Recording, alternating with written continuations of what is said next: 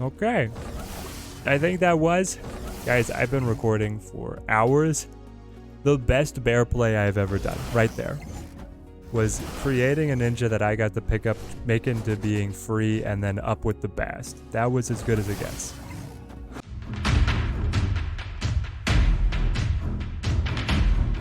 Welcome, my friends. Snowguard has just released as the newest Series 5 card here in the game, and it is vying for the ennoble title of the worst Series 5 card of all time. This card, it is so bad. Oh my gosh, it is absolutely a token trap. If I crack this guy open as a Series 3 card, I would still be disappointed. I guess if we're giving it the title of worst Series 5 card of all time, it's really going up against Release Date Shadow King, right? The 4-3 stat line that nobody wanted to touch and that people still are not trying to pick up even at the 3-3 stat line. I think Snowguard could actually be worse. Man, this card is so bad. Battle down in the comments. What is the worst card Marvel Snap has ever seen? We have quite the ash heap of terrible cards. I don't know if Snowguard is necessarily the worst. It makes me look so favorably on M'Baku. Snowguard is like if M'Baku jumped to yours and your opponent's side randomly and had a 50% chance of doing nothing. It's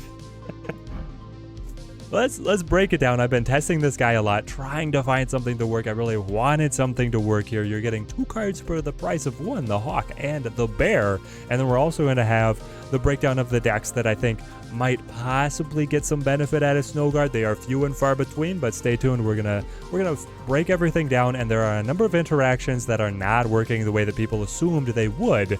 So let's get into things. Oh, base art of Snowguard, it is so beautiful. The art and the animations, they are perfection. You will never see this base art in the game though. While in your hand, this transforms each turn into Hawk or Bear. So you get to draw this card and then it immediately takes shape as either the Hawk or the Bear, and then every turn it switches in between those two. Yeah, I'm going to be very curious if Second Dinner uses this as the reason to then bring in variants that will have alternate art for the cards created by base cards, because for Snowguard, you have to get a variant of the Hawk or the Bear, otherwise it's completely meaningless. Now, of course, we have like Morph and Hulkbuster that are also completely meaningless to have variants for, but at least they get to show off the variant as they reveal, and here what you get to see revealed is the Hawk or the Bear. So what are we getting here? They are both on reveal, they both interact with locations. You can think of Hawk as Leech, but for locations, and then you can think of Bear as Odin, but for locations. And the nuance with the Bear here on reveal trigger the effect of this location. The location has to make sense if it had on reveal written in front of the ability. There's a lot of locations that, thinking of them in game terms, would make sense to have ongoing written in front of their ability. They're just a passive effect on the cards that are played to them.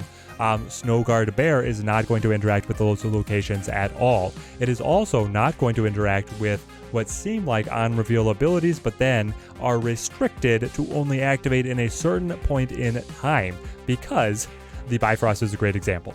Bifrost at the end of turn 4, the cards are going to shuffle to the side. The Bear is not going to reactivate the shuffle. Anytime that you play the Bear, it is not the end of turn 4, so the location is not going to reveal. But anything that takes place as soon as the location comes up, then the Bear is going to be able to activate. So say Monster Island. If you play the Bear to Monster Island, you're going to get extra monsters to both sides. So it's reciprocal, it's even. Being able to get an advantage out of the Bear, I really don't see how you could do it. There are a couple really fringe cases where it could pop off, but then you add on even the extra uncertainty of having the Bear every other turn. So it is going to be so hard to get anything together with the Bear.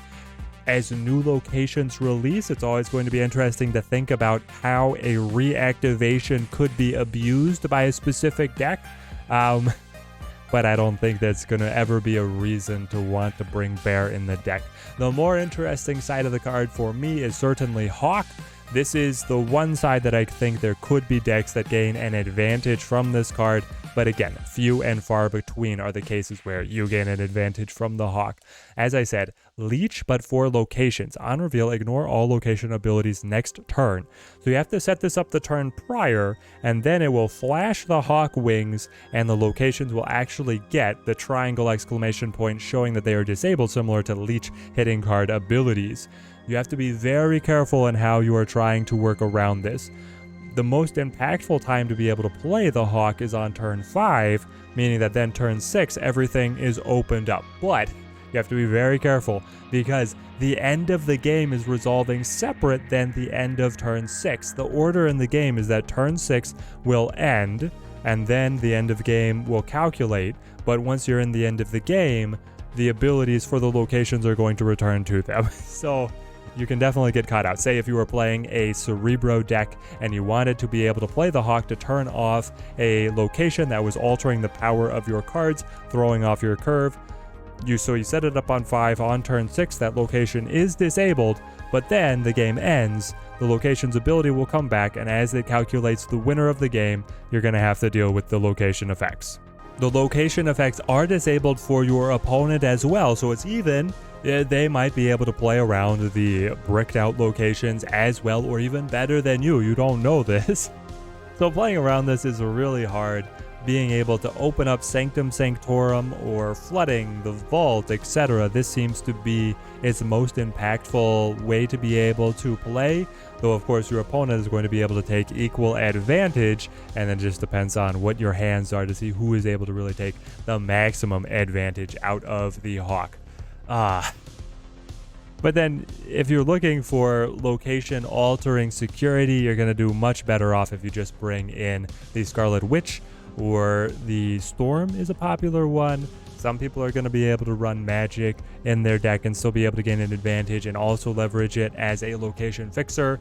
The Rhino is going to be better than Snowguard. That's how bad Snowguard is. One extra nuance before we get into the decks that I think might be able to gain an advantage from the Hawk is that the Hawk will stop Limbo from creating turn 7 if you disable Limbo on turn 6. And here we get, it's effectively the same situation as if Magic had been played into the Dark Dimension. Magic will reveal at the end of the game, create Limbo, but the game has already considered itself ended, meaning that we'll not go back and then restart and play turn 7, even though Limbo has been created. So what's happening with the Hawk canceling Limbo is it's saying that turn 6 is then the final turn. At the end of turn 6, it says the game is over, then the ability is removed, Limbo comes back, but it's too late. The game has already ended, and there's no going back after that. I had wondered if then this very trolly magic trick deck, if there was anything to that. Let me bring it up on the bigger overlay. The goal of this deck is to be able to play high tempo and then fake your opponent out by setting a magic to try and extend the game, but then actually cancel your own magic and prey on the opponents changing their behavior, calculating for a turn 7. It's a really cheeky. There is actually a chance to be able to climb with this, but the Hawk doesn't fit because the Hawk ignore all location abilities next turn. You have to have a turn preparation, and so you would have to be setting this up in a way that it conflicts. It doesn't work with Limbo. You're not going to be able to get that to succeed.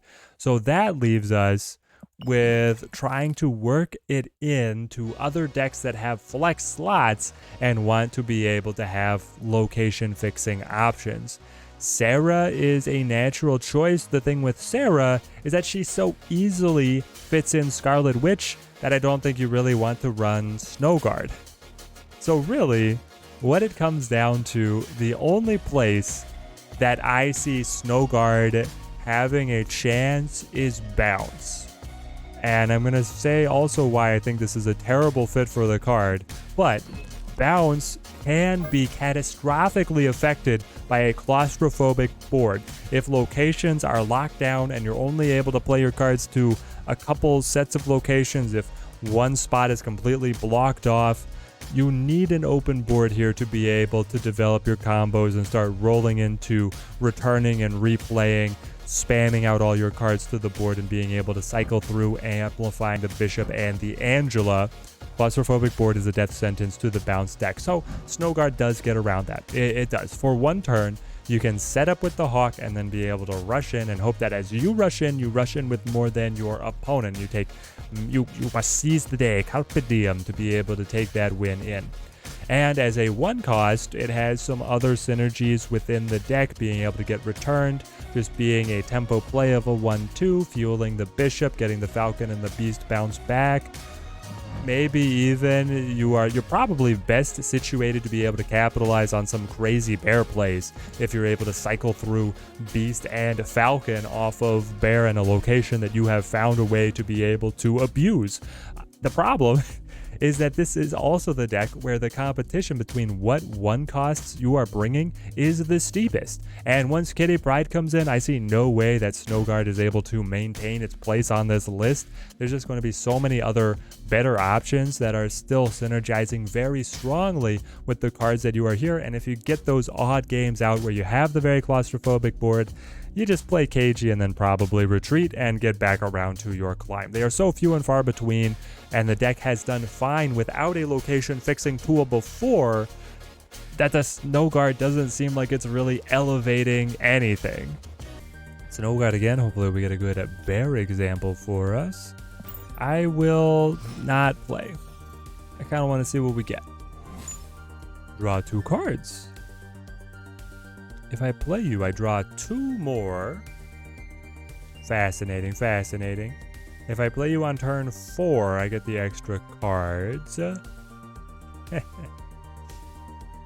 Olympia is not really what the deck wants to draw more from, but maybe we can make something work with this. They draw. My deck is going to be completely empty. They have a very high hand size, so they're not drawing any extra. Honestly, I'm more interested in creating the extra little 1-cost token here. So I think on turn 4, I'm going to play the bear. Yeah, so we play just Bishop right now. I'm trying to figure out the maximum way for value out of Bast. And I think there's actually something kind of clever that we can do here. We can play Snowguard, reactivate Shadowland, get the extra ninjas, then play Beast to pick up the ninjas, then play Bast to set them all to 3 power. So the ninjas get taken up from, they will get stuck with 2 ninjas. I will have 2 free 3 power ninjas in hand. That might be, let's see, no, my ninjas. Anyway, they go for the Quinjet, Snowguard, reactivate. I wish we had a sound. The bear. The teddy card. This was meant to be ours. Guys, if Snowguard ever gets good, the bear is going to become our logo. That's for dang sure. Alright. Now, most of the value is in Korg and replaying Korg. So I need to play you. I need to play my free cards. Just because, like, here the Snowguard is going to disable the locations. That doesn't matter. We are going to play Falcon to pick him up. And then I think I play Hood and I let him stick. Because we're going to pick up 1, 2, 3, 4. Then I still draw Chavez. I guess I don't actually care if I get Chavez or not. I'm not going to play her. I'm going to play all my other pieces. Okay. I think that was... Guys, I've been recording for hours. The best bear play I've ever done. Right there. Was creating a ninja that I got to pick up, make into being free, and then up with the Bast. That was as good as it gets. This is the pinnacle of competition. Zip. They get locked down. 3 cards in deck. Yeah, Olympia made the Hawk dramatically weaker, so I think I just Shang-Chi their Dino, and then play Demon, play... Oh... They couldn't stand the bear. So again, I think the bounce deck is the one that has the best chance of finding a utilization for the Snowguard, but there's so many other solid competitive 1-costs to be able to synergize with everything else in the list. And I mean, really, once Kitty Pryde comes back into the game, I think there's going to be no looking back. If there's anything you think I missed or something that you'd like me to try out with the Snowguard, let me know down in the comments below. Read all those comments. Love chatting everything Snap down there with you guys. Till next time, thank you guys for watching. Keep on snapping.